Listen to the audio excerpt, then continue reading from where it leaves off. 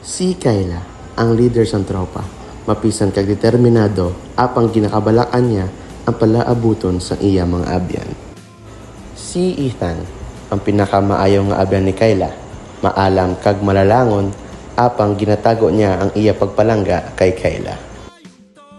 Si Blanco naman, ang masinadyaon nga abyan, ginapalangga sa tanan apang may ginatago nga sekreto parte sa iya pamilya. Si Miguel ang atleta, maayo sa sports, apang nagaduwa-duwa kung ano ang iya himuon sa iya nga kabuhi. Si Carl ang artist, sensitibo kag malalangon, apang ginabatsyag nga hindi siya maintindihan sang iban.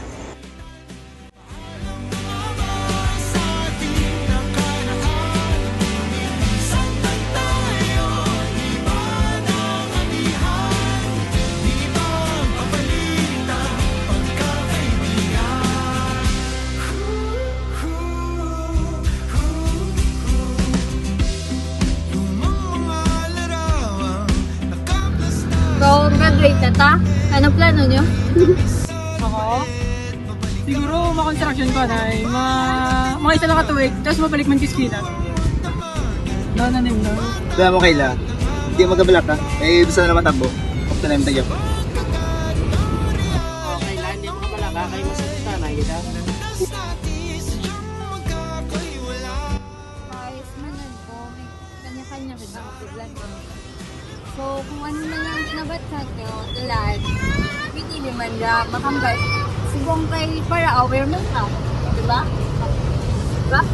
Kapag Kayla, gusto ko na yan. Ethan, ingat na natin. Ay, Ito mata. gusto ko taniyang basi mo. Tugay ko na ni gusto taniyang basi mo kaso feel ko hindi pa tong sa oras. Pero feel ko to ko yung right side. Niyang bakit. Then,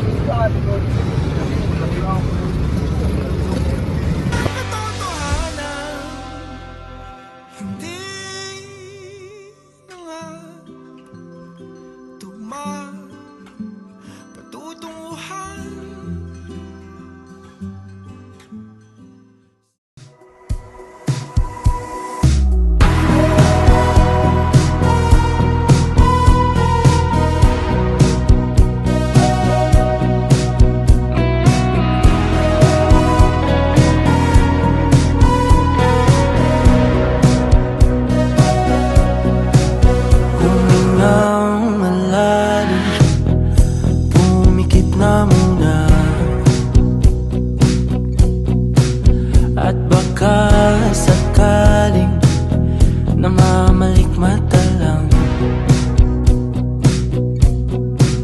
Ba't nababahala? Di ba't ako'y mag-isa? Kala ko'y payapa, boses mo'y tumatawag pa.